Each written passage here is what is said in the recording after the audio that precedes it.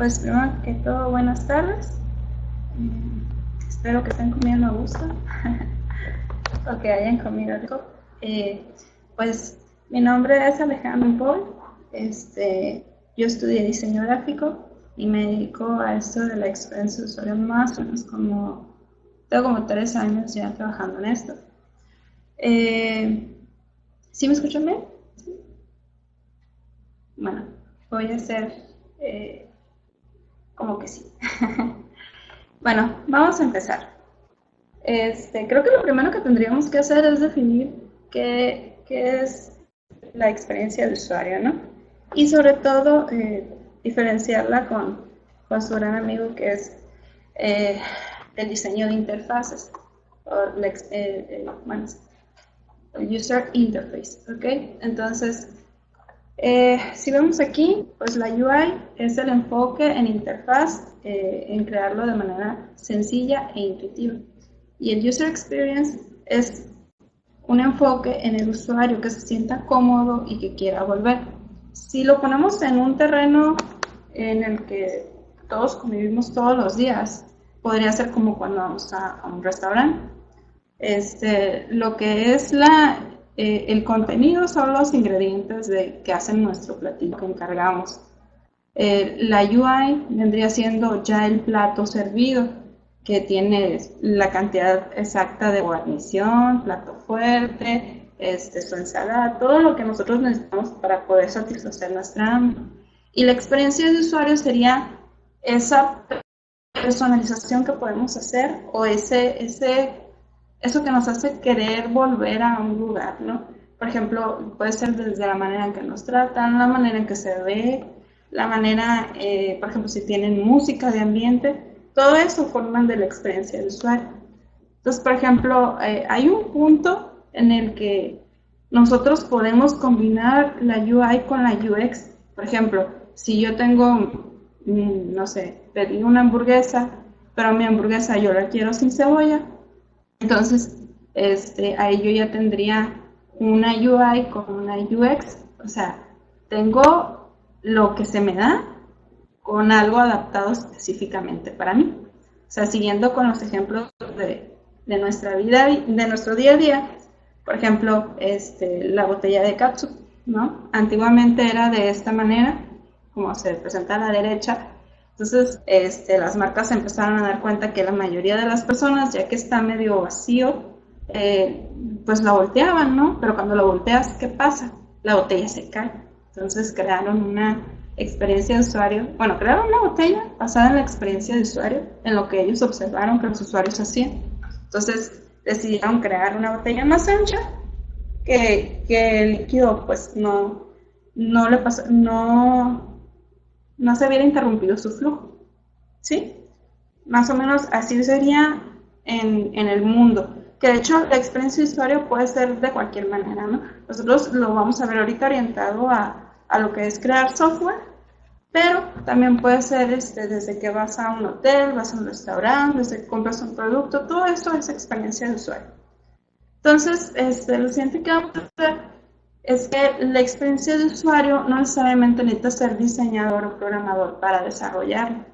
Como yo les digo, yo soy diseñadora gráfica de profesión, o sea, mi título dice licenciada en diseño gráfico, pero eso no significa que solo los diseñadores gráficos puedan hacer esto. Como se ve aquí, la UI es una pequeña parte de lo que involucra la UX. La experiencia de usuario puede verse enriquecida por casi cualquier rama, ¿no? Desde el diseño industrial, psicología, antropología, sociología, ciencias computacionales y obviamente con el diseño gráfico, que nosotros somos al final los que buscan pues, la manera más atractiva visualmente para hacerlo, para los usuarios. Entonces, habiendo aclarado más o menos lo que es la diferencia entre UI y UX, vamos a pasar a lo que dicen los libros, la metodología tal cual, ¿no? Entonces, cuando se empezó a hablar de experiencia de usuario, se creó lo que es el método tradicional. Anteriormente, cuando se hacía un software, se hacía modo cascada. Es decir, primero yo hacía mi diseño, luego lo pasaba al área de desarrollo, se desarrollaba frontend, backend, luego se testeaba y ya por último se lanzaba, ¿no? Entonces, el UX tradicional pues también era parte de la etapa de diseño. Y entonces lo que se hacía antes era, primero, investigo todo lo que tengo que investigar, después interpreto esta información que viene siendo los insights, después conceptualizo y por último lo diseño, ¿no? Entonces, si se fijan aquí, es completamente lineal, no había un ciclo en el que tú te regresaras al principio, dijeras, ¿sabes qué? ¿Sí me escuchan bien? Cecilia González creo que no me escucha muy bien. Ok, bueno, seguiré. Eh, entonces, como ven, repito, es muy lineal. Entonces se dieron cuenta que muchos errores podían pasar cuando nosotros no nos damos esa oportunidad de corregir. Entonces de ahí pasamos a lo que es el Lean UX. El Lean UX la experiencia de usuario ligera se usa mucho en las startups y en las empresas que van empezando porque te reducen los tiempos de respuesta, ¿no? Y aquí, a diferencia de en el anterior, si fijan, aquí es lineal y aquí ya puedes regresarte, ¿no? Puedes regresarte de un paso al anterior. Entonces, aquí lo primero que se hace en el Lean UX es asumir, ¿no? Assumptions, que viene siendo, todos somos usuarios, todos usamos la web. Entonces, cuando nosotros nos enfrentamos a un problema, lo primero que podemos hacer es tratar de empatizar con el usuario y decir, es que es obvio que no lo va a encontrar porque lo estás poniendo del mismo color que el fondo y pues no se encuentra, ¿no? O, no sé, nosotros podemos tomar ciertas hipótesis de cosas que nosotros creemos que se pueden mejorar para poder mejorar la experiencia de usuario, ¿sí? Entonces, ya que haces tus assumptions, pasas a crear un prototipo, después pruebas el prototipo, por último, obtienes toda la información, el feedback de los usuarios e investigas. Es cosa completamente contraria, ¿no? O sea, acá en el modo tradicional nosotros vemos que research está en la primera, ¿sí? Y aquí no. Aquí feedback y research, esta parte de aquí, y haciendo la última. Entonces, ¿cuál es la diferencia? Se dieron cuenta que podían ahorrarse tiempos si la investigación la dejaban al final, ¿ok? Este es más o menos como se está usando ahora la tendencia. También existen otros métodos, por ejemplo, el UX ágil, o sea, completamente adaptado a lo que viene siendo todo esto del Scrum y todos los métodos ágiles de desarrollo. Entonces, este está completamente abierto o condicionado a encajar en el proceso de, por ejemplo, de Scrum. Entonces aquí tenemos, definimos el problema, conceptualizamos la solución, usamos wireframes o sketches, prototipamos, luego ya hacemos todo el ciclo de programación, ¿no? En realidad es un poquito limitado porque no está en sí para enriquecer al usuario, sino que es como para cumplir con el requisito, ¿sí? Entonces,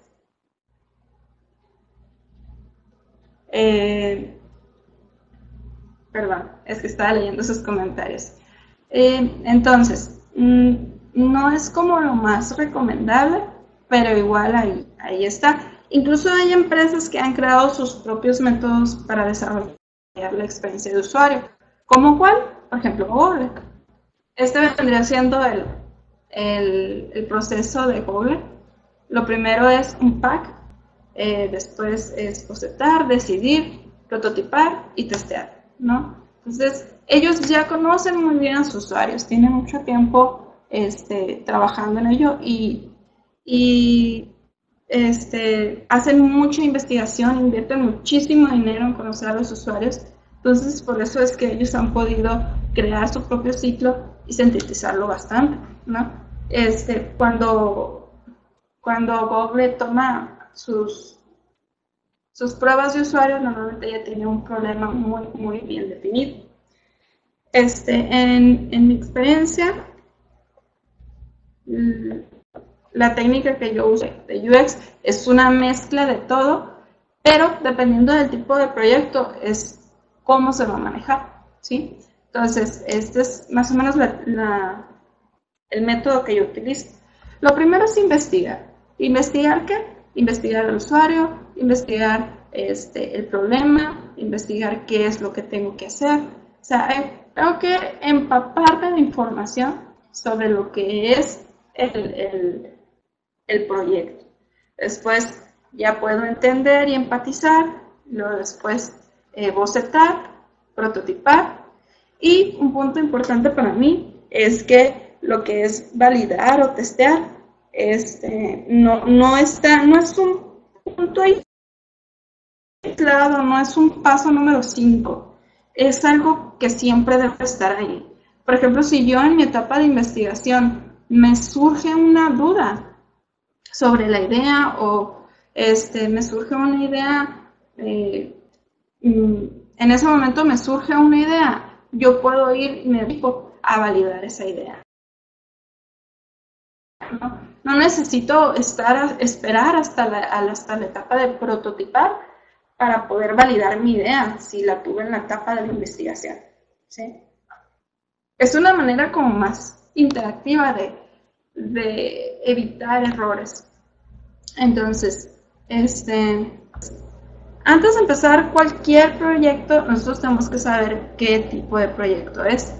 Entonces, no es lo mismo hacer una experiencia de usuario para un e-commerce que hacer para lo que vendría siendo una empresa de construcción o a lo mejor una notaría o cualquier tipo de proceso administrativo. O sea, no es lo mismo algo que está abierto al público, que cualquier usuario y persona puede hacer, a algo muy específico que las personas, que los usuarios tienen que tener ciertos conocimientos previos, ¿sí?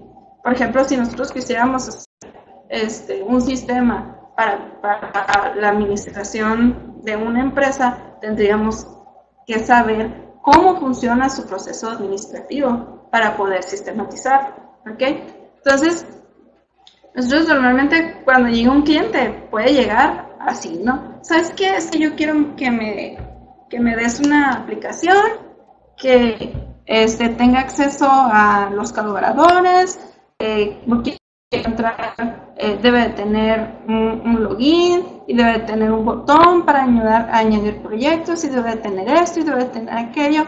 Entonces, el problema con este tipo de cosas es que realmente ellos no saben lo que necesitan, ¿no? Entonces es nuestra labor encontrar lo óptimo para un usuario. Por ejemplo, a lo mejor ellos quieren una aplicación web y te das cuenta que los usuarios, la mayoría, necesitarían un acceso más rápido a través de una aplicación móvil. Entonces ya dirías tú, no, pues mejor te hacemos una aplicación. O por ejemplo, si puede pasar por lo contrario, sabes que yo quiero una app y la quiero para iOS y te das cuenta que en realidad el usuario pues tiene muy poco iOS, muy pocos tienen su iPhone, entonces a lo mejor es más recomendable hacerla en Android nativo o a lo mejor no es necesario hacerlo nativo.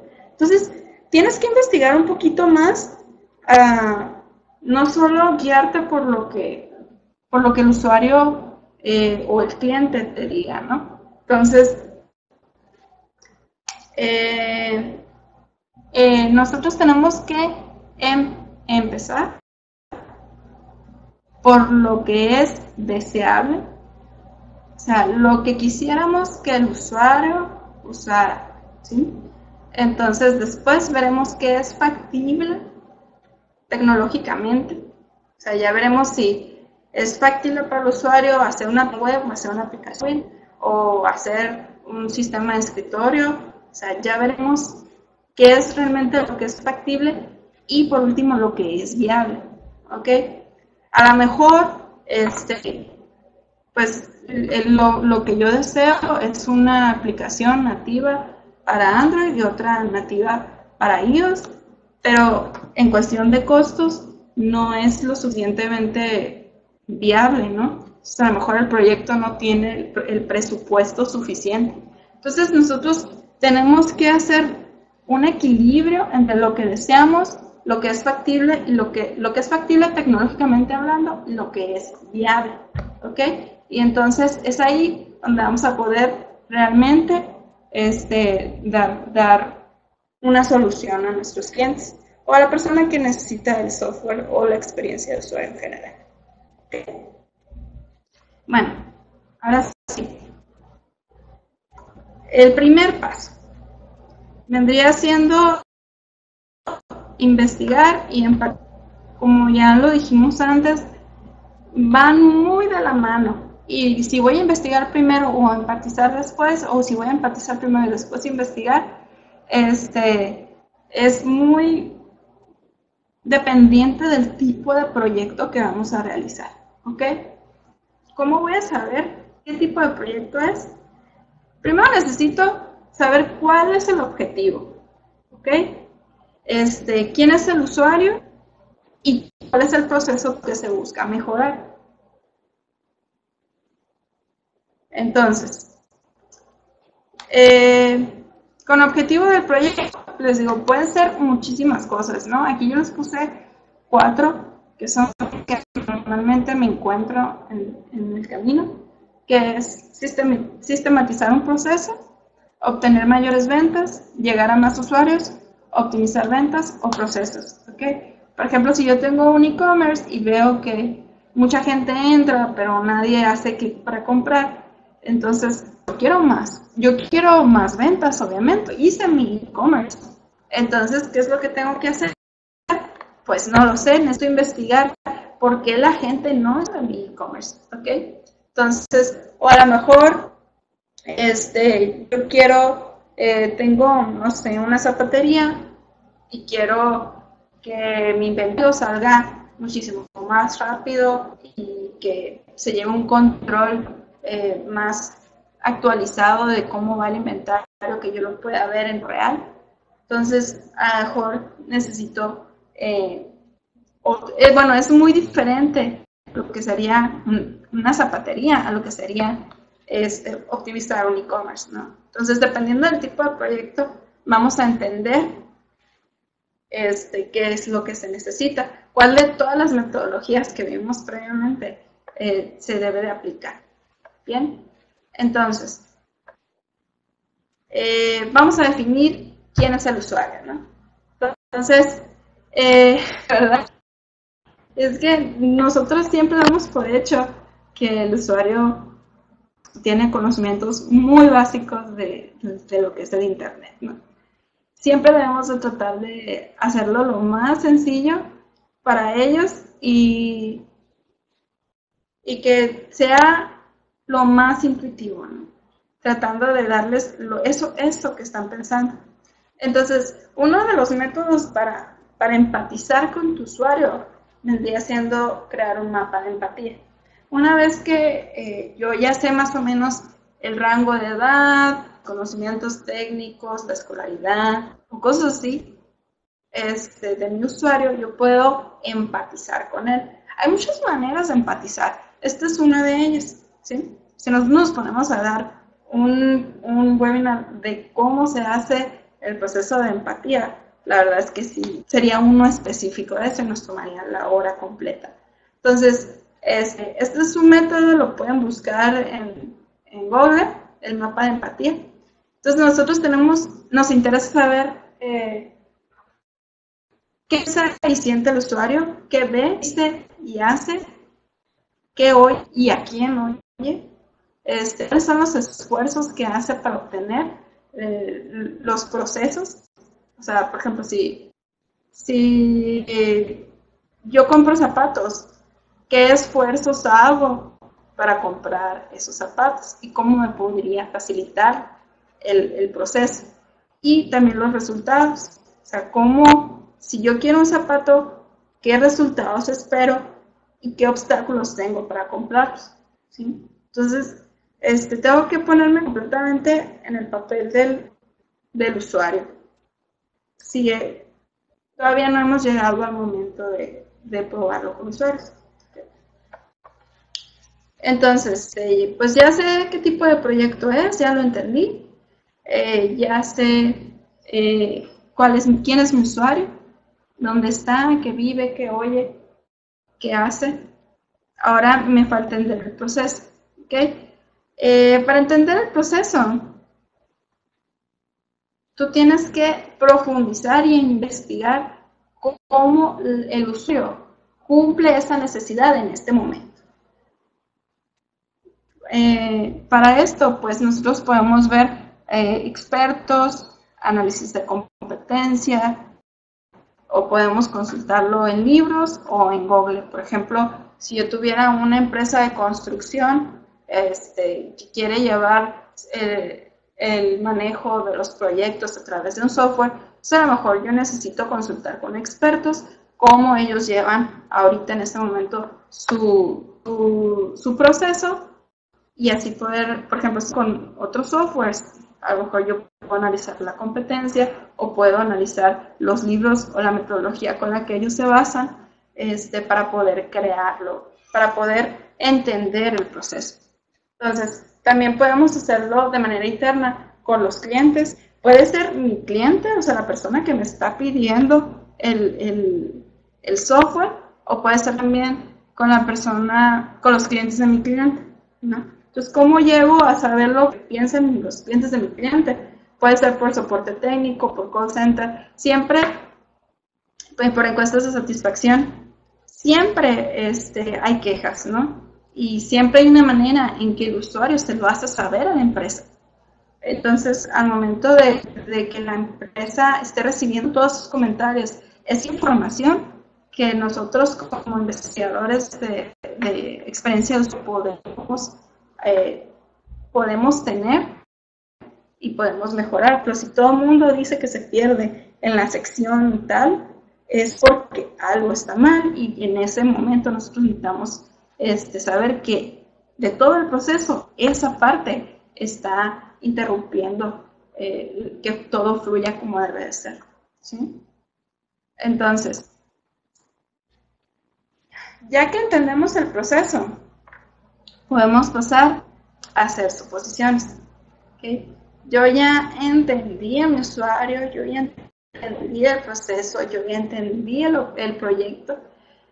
Ahora, necesito pensar qué es lo mejor, ¿okay? Entonces,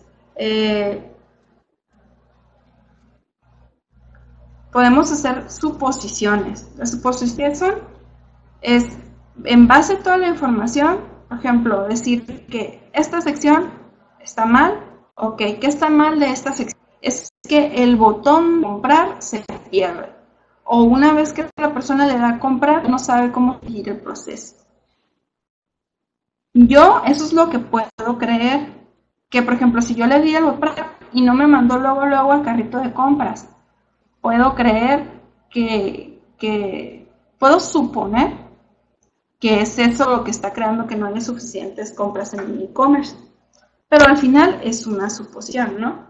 Entonces, vamos a empezar a crear esto de suposiciones nosotros como primeros usuarios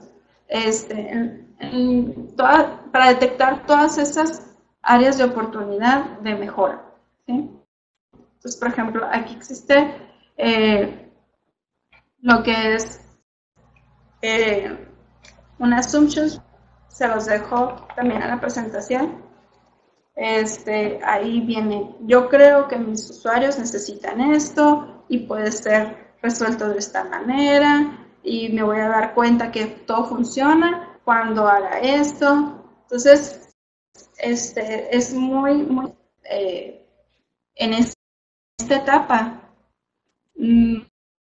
hacer las suposiciones, pero no darlas por hecho, ¿ok?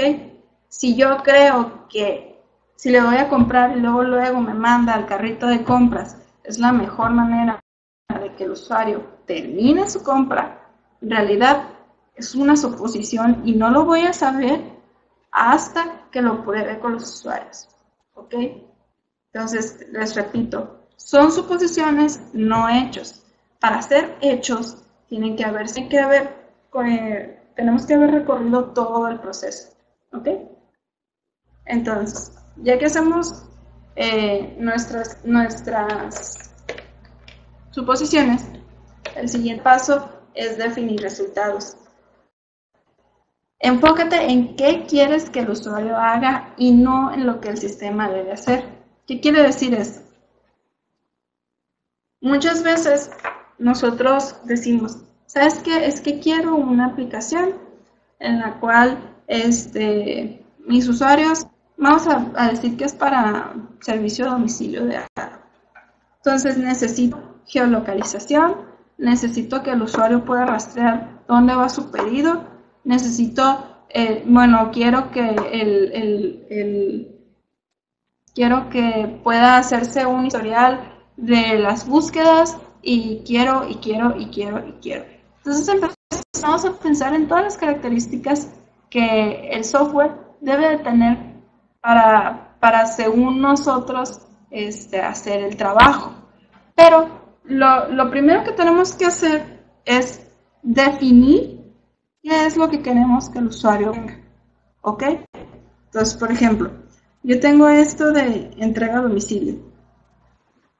Y lo primero que tengo que hacer es pensar, el usuario como resultado quiere hacer un pedido. ¿Ok? Después, quiere ver dónde está su pedido. Cuando ya le llegó, a lo mejor quiere hacer una recomendación o quiere reportar quejas. O a lo mejor mi usuario quiere tarjeta de crédito o al recibir que le pagan en efectivo. Todas esas son cosas, son resultados, son cosas que el usuario quiere hacer o tiene que hacer en la aplicación. ¿Okay? Entonces, una vez ya definidos los resultados, nosotros podemos pensar en características. Son cosas que el software debe de tener para poder dar los resultados esperados. Por ejemplo, si para hacer mi orden necesito un carrito de compras o necesito un resumen de todos los pedidos, necesito un botón de agregar más cosas. Todo eso es para las compras. Si necesito que el usuario sepa dónde va su pedido, necesito un geolocalizador para el camión o necesito estar actualizando estatus o cómo va a ser la manera en que yo le voy a dar al usuario estatus de su pedido. En cuanto a pagos, ok, necesito que lo pueda pagar con PayPal, que lo pueda pagar con tarjeta de crédito o en contraentrega. Ok, si esas son las especificaciones, si eso es lo que el usuario quiere hacer, entonces tengo que pensar yo de qué manera los va a pagar en efectivo. ¿Sí? A lo mejor, si quiere pagar en efectivo y me va a pagar con 900, pues yo ya le llevo la feria, me voy preparado. O a lo mejor tengo ahí un contador o tengo un chat. ¿De qué manera va a ser esa interacción? Entonces empezamos a hacer una lista de características que el software debe tener para poder llegar a lo que es el resultado, darle un servicio y una experiencia óptima al usuario. ¿Okay? Es bien importante que no nos perdamos en las características. Este es un ejemplo clásico de una discusión de cómo planear una experiencia de usuario, ¿no? Tenemos un director de proyectos, alguien de marketing, una diseñadora, alguien de desarrollo, y entonces uno dice, podríamos usar un menú desplegable para la lista de los productos. Y sale uno que dice, odio los desplegables. Y entonces, como a él no le gusta, se le hace fácil decir, a la gente no le gustan los desplegables. Mi padre ni se acerca a un sitio que tuviera desplegables. Entonces, pues ya empiezan los diferentes puntos de vista, ¿no? Y dice, no, pues yo creo que sea bueno, yo creo que es malo. Y luego dice, bueno, no creo que a la mayoría le importe, nos podremos ahorrar mucho espacio. Obviamente, siempre va a haber alguien que quiere ver lo bueno, o siempre va a haber alguien que quiere ver lo malo, ¿no? Entonces, lo peor que podemos hacer, y es algo que está haciendo este señor desarrollador en la tira cómica, es que está dando por hecho algo, ¿sí? Entonces, por ejemplo, dice, la gente detesta los desplegables. O sea, a él no le gustan y él está dando por hecho que todo el mundo piensa como ellos, como él. Entonces ya llega una persona que dice, oye, pues si a mí sí me gustan, ¿cuál es su problema, no? Entonces, es el problema de no lograr empatizar correctamente, ¿no? Si porque a mí no me gustan, a nadie le van a gustar, pues no, eso es completamente incorrecto, ¿no? Entonces, siempre hay gente que quiere, pues, como ayudar y encontrar un punto de partida y así, pero al final, el discutir por una cosa, por una característica, no por un resultado, nosotros estamos, pues, en este caso se está discutiendo una característica, llegamos al final de la tira cómica 2 semanas más tarde y decimos, tomamos finalmente una decisión sobre los desplegables, o sea, una discusión en base a lo que todo el mundo cree dar por hecho, no se puede hacer en la experiencia de usuario. O sea, ¿cuál sería aquí la herramienta o cómo se podría solucionar eso? Pues se hace, o sea, se haría un prototipo A y un prototipo B, con desplegable y sin desplegable. Y entonces se probaría con usuarios de acuerdo a resultados de desempeño, no, dejando de lado lo que viene siendo si me gusta o no me gusta. Porque el usuario te puede decir, es que el naranja a mí no me gusta, ¿no? Pero eso no es lo importante, sino, ok, está naranja, pero te molesta, lo puedes leer. O sea, no leer, no me gusta. Ah, pues, porque habrá usuarios a los que sí les gusta el naranja, ¿no? Entonces, todo este tipo de características va en función de la funcionalidad y los resultados, no tanto como en gustos particulares.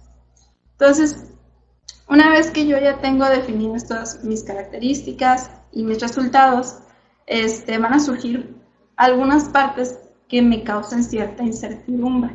¿Sí? Por ejemplo, en este caso de la tira cómica del desplegable. O sea, ¿qué tan importante es para el software un desplegable? Pues normalmente no es muy importante, pero a lo mejor en el caso de la repartición de pedidos a domicilio, a lo mejor, ¿qué tan importante sería para el usuario que pudiera geolocalizar dónde va el camión? ¿O qué tan óptimo sería para nosotros? El usuario viera que ha salido de la estación. Entonces, todo ese tipo de cosas se tienen que medir y ahí es cuando empezamos a priorizar. Entonces, las partes que nos generan más incertidumbre son las partes que vamos a testear primero, ¿sí? Entonces, si algo realmente no nos causa mucha incertidumbre, pues lo vamos dejando un poquito a lo último. Bueno, la mayoría de las cosas se deben probar. No es obligatorio que todo. Pero sí sería aconsejable que se probara todo en un test de usuarios, ¿no? Bueno, ya tengo mis resultados, mis características, ya sé qué cosas voy a hacer primero, qué voy a hacer después. Entonces ya vamos a prototipar. Existen diferentes tipos de prototipos, ¿no? Existe algo llamado el mínimo producto viable o MVP, por sus siglas en inglés. Yo puedo o sea, haciendo el trazo en papel, dar a entender lo que quiero, ¿sí? Y puedo hacer un prototipo de baja fidelidad solamente con papel para mostrarlo al usuario, para mostrarlo al experto, para aclarar dudas internas. ¿ok? Entonces, los de alta calidad o alta high fidelity, que es ya cuando te metes al Photoshop o cuando ya te metes a programar, ¿no? Tal cual con HTML y ya haces toda la programación correspondiente para que el software funcione. Entonces, les digo, ¿qué tan bajado debe estar su prototipo? Es algo que solo las personas internamente pueden definirlo, ¿no? Obviamente, entre más trabajado está el prototipo, aumenta el costo, porque son más horas invertidas en el desarrollo que si fuera algo hecho en papel. Entonces, a lo mejor un primer boceto podría ser nada más en papel. Entonces, eso ya es a consideración de cada quien. También existen los mínimos productos viables sin prototipo. Por ejemplo, si tú tienes una idea de negocio o una idea de diseño y no tienes mucho tiempo y quieres validarlo rápidamente, debes de pensar, ¿qué intento aprender? ¿Existe algo que me indique lo que necesito y qué necesito validar de mi idea? Entonces, por ejemplo, si yo quiero saber si a las personas les interesaría que mi producto que vendo a través de Facebook lo distribuya a domicilio, y si quisieran una aplicación para exclusivamente mi producto, recibirlo a domicilio, no necesito desarrollar todo lo que es el software para darme cuenta si a las personas les interesa o no les interesa descargar esa aplicación donde ellos van a poder recibir mis productos. Entonces, hay diferentes maneras de probar, ¿no? Por ejemplo, si yo le pusiera a mi página de Facebook descargar la app y en base a los clics ya podría decir, mira, hay 1000 personas que se interesarían en descargar mi app. Aunque no haga nada, ¿no? No necesariamente debe funcionar. O puede ser enviar un email donde tú plantees una idea, digas, mira, se trata de esto y esto y esto. Y si le dan clic, es porque sí les interesa, ¿no? También está en Google AdWords o una landing page en el cual ellos puedan suscribirse y decir, recibe más información, el próximo vamos a lanzar. Eso se ve mucho en startups, ¿no? Entonces, como les digo, tu mínimo producto viable sí, no necesariamente es un prototipo, no tiene que ser una interfaz ya muy elaborada para poder darte cuenta si las cosas funcionan o no. Bueno, ya que tengo esto definido, vamos a probar, ¿no? Vendría siendo el proceso de una semana de lo que es un calendario de prueba. Igual en la presentación va a estar. Ya casi terminamos. Vamos a irnos un poquito más rápido. Primero la preparación, ¿no? Que vendría siendo el día lunes. Vamos a reclutar a las personas que van a hacer la prueba, los usuarios que ya habíamos definido anteriormente. Define qué se necesita saber, cómo se tiene que hablar y dónde. Por ejemplo, si mi usuario es muy especializado, si es administrativo, pues lo haremos dentro de una oficina. Si es algo como un e-commerce, a lo mejor lo puedo hacer en un centro comercial, porque la gente que va ahí va con intención de comprar, ¿no? Y entonces de ahí creamos una entrevista guía. La entrevista guía vendría siendo, en el paso 1 le voy a pedir que inicie sesión. En el paso 2 le voy a decir que busque, no sé, lentes. En el paso 3, que intente comprar un lente. Viene siendo una serie de pasos, de cosas que nosotros le vamos a pedir al usuario, ¿sí? Entonces, ya en sí lo que es el día de la prueba, tomas tu mínimo producto viable, llegas con los usuarios, por lo menos deben de haber 2 personas para probar, porque muchas veces a una se le va a escapar algo, ¿no? Entonces, como que al momento de que haya 2 personas, una puede decir, mira, esto está bien, o oye, notaste aquello, o a ver, usuario, te perdiste aquí, vamos por acá. Entonces, siempre es importante que haya 2 personas y si se puede, que se grabe en video. Ya para terminar lo que son la parte de testeo, tenemos que buscar patrones. Es decir, por ejemplo, los usuarios normalmente en esta parte se perdieron, en esta parte lo entendieron muy bien, esta parte podría mejorarse. Siempre hay uno que o sea, son patrones atípicos o cosas extrañas, cosas aisladas que solo le pasaron a uno o dos usuarios de los que probaste. Por ejemplo, si probaste a le pasó a dos, ¿no? Entonces, estos no se desechan, se van. Y vamos a ver, y después vas a ver qué tanto afecta esto a los demás, si se puede mejorar, ¿no? La ideal es que la mayoría de los usuarios, por no decir que todos, tengan una buena experiencia. Entonces, ya que tienes todos estos datos, pues te regresas al principio y dices, ¿sabes qué? Pues se necesita modificar esto, o me faltó investigación en esta parte, y entonces te regresas a la parte que tengas que regresarte del proceso y ya empiezas a mejorarlo de nuevo. Una cosa importante de lo que es la experiencia de usuario, sobre todo cuando es un proyecto que te están pagando, es difícil de cotizar porque no sabes realmente cuánto vaya a ser el ciclo de que te tengas que estar regresando. La experiencia de usuario es una mejora constante, ¿no? Si no, no habría empresas como Google, como Amazon, todas las grandes empresas siempre están en constante retroalimentación para sus productos. Entonces,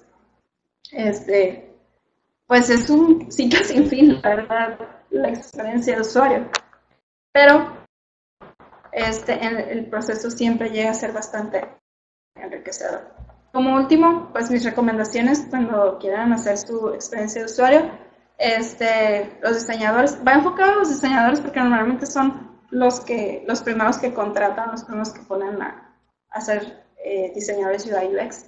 Entonces, los diseñadores deben abrir el método de experiencia completo y liderarlo. ¿Qué quiere decir esto? Que no porque tú eres es que a mí me contrataron como UX y yo lo tengo que hacer todo solo. O sea, no es el caso. Tienes que aprovechar los conocimientos de todos, ¿sí? Todos pueden opinar. Debes de mantener el equipo, debes de a toda costa evitar que las personas tengan ese ego inflado de que no, pues es que yo soy muy bueno y yo siempre he sabido hacer esto y es que, bueno, ese tipo de personas se creen más que los demás, de verdad hay que bajarle los ojos. Hay que mantener al equipo pequeño, tampoco queremos a 20 personas peleándose por si el desea ser desplegable o no desplegable.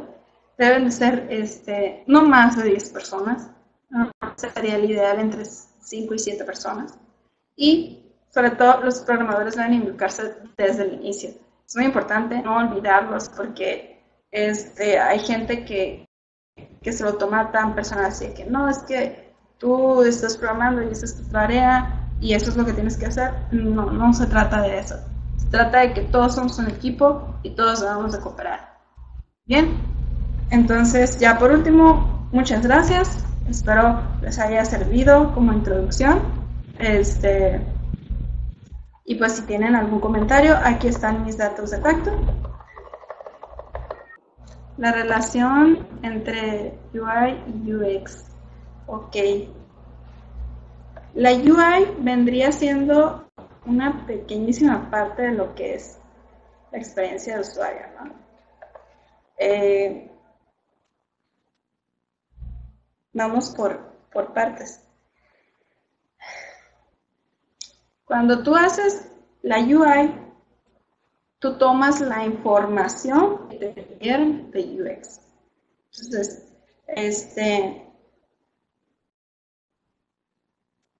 la UI yo la puedo hacer sin UX, sí. Un diseñador la puede hacer por sí mismo. Puede decir, no, pues un botón aquí, un botón acá, es más fácil así. O sea, es muy diferente el centrarte solamente en que todo sea intuitivo, a enfocarte a que sea intuitivo, pero que también las personas se sientan cómodas. ¿Sí me explico? Entonces, normalmente cuando tú aplicas la UX en la UI, creas algo que se llama diseño de interacción, que es que tú haces que las personas se encuentren todo fácil de una manera que les plazca, o sea, que se sientan bien haciendo. ¿Sí? Vendría siendo, no sé si dejé así o te dejé con más dudas. A ver, en cuanto a Design Thinking, el Design Thinking es muy parecido, pero obviamente sus diferencias, ¿no? Sobre todo en la etapa de testear con usuarios reales. El Design Thinking es algo complementario de la experiencia del usuario, pero en sí es otro proceso diferente que se puede realizar, pero tiene su propia metodología. No sé si me expliqué. Muy bien. ¿Cuál es la mejor forma de cobrar por el diseño de UI UX? ¿Por horas de trabajo, por proyecto o por entregables? Esa es una pregunta bien, bien interesante. Mira. Cuando tú empiezas con todo este proceso de la experiencia de usuario, tienes que tener en cuenta el tipo de proyecto. ¿Es un proyecto al que vas a rediseñar o es un proyecto que no tiene nada y que lo vas a mejorar? Entonces, cuando es un proyecto que tú vas a rediseñar y vas a mejorar, tú ya tienes mucha información. ¿Por qué? Porque normalmente existe información de investigación previa. Ya hay comentarios de usuarios, ya hay quejas, la gente ya lo ha usado. Entonces, es muy diferente que no tener nada de información. O sea, por ejemplo, si yo empiezo un proyecto nuevo, completamente en blanco, que digan, ¿sabes qué? Yo quiero hacer un e-commerce para pantuflas. Pues no sé bajo qué circunstancias una persona entraría a un e-commerce de puras pantuflas. Entonces tengo que investigar al usuario, tengo que investigar dónde los compra ahora, tengo que investigar muchísimo más y mi costo se eleva porque es más complicado, ¿no? Entonces, lo que yo normalmente aconsejo es entender el tipo de proyecto y el proceso, calcular más o menos cuántas pantallas o cuántos resultados se esperan del proyecto. Y sí, o sea, al final sería por proyecto, es cobrar lo del diseño más una ganancia. O sea, porque en la experiencia de usuario siempre hay cambios, ¿no? Incluso yo misma con los programadores estoy con ellos y les digo, oye, ¿sabes qué? Es que me di cuenta que esta parte está mal, entonces cámbiala. Sin que el cliente me lo haya dicho. ¿Por qué? Porque eso es lo que tú estás cobrando, ¿no? Estás cobrando el diseño y estás cobrando cambios. Las dos cosas. No es como que te cobro tanto el diseño y te cobro sobre cambios. Si hay tantos cambios, pues te los cobro. Pues no es un todo. La experiencia de usuario es probar y cambiar. Probar, cambiar. En una metodología ágil, ¿cómo no sacrificar el proceso de diseño? En las metodologías ágiles también está muy, muy, muy fácil de adaptar lo que es el Lean UX. De hecho, en la bibliografía que manejé aquí está, en de Lean UX, esto lo encontrar en Amazon. Viene un apartado especial de cómo integrar Lean UX a lo que es el proceso de ágil. Entonces, así ya no sería tan limitado como este proceso, ¿no? Porque este proceso en sí lo que te hace es que cumplas tiempos más que resultados. Entonces, si me pones a elegir entre Lean UX y Agile UX, prefiero mil veces Lean UX, ¿no? Entonces, te recomiendo mucho el libro de Lean UX. ¿Qué porcentaje debemos estimar por adicionales? Yo creo que ahí, volviendo al tema de cobrar la experiencia de usuario, deberías de cobrar más en tiempos de proyecto. O sea, si tú crees que el diseño lo vas a tener un mes y luego en el mes voy a hacer tantos tests, más o menos calculo unos 2, 3 cambios, que los cambios me pueden tomar otro mes, o me pueden tomar entre a lo mínimo unos 2 meses, a lo máximo unos 4 meses. Entonces puede ser este rango de precios. La verdad ahí sí entra mucho el ojo de buen cubero, ¿no? Así de que yo sí cobro por más o menos cuánto creo que se va a extender el, el, el proyecto, y obviamente a veces sí le puedes perder en cuestión de tiempo, pero es muy raro. O sea, usualmente las cosas sí salen en el tiempo estimado. O sea, y tú mismo con la experiencia vas aprendiendo cómo calcularlo, ¿no? De hecho, creo que es lo mejor que puedo decir. La experiencia te va a ayudar a empezar a medir los tiempos de cómo trabajar. De hecho, es bastante parecido a lo que es el proceso de Agile.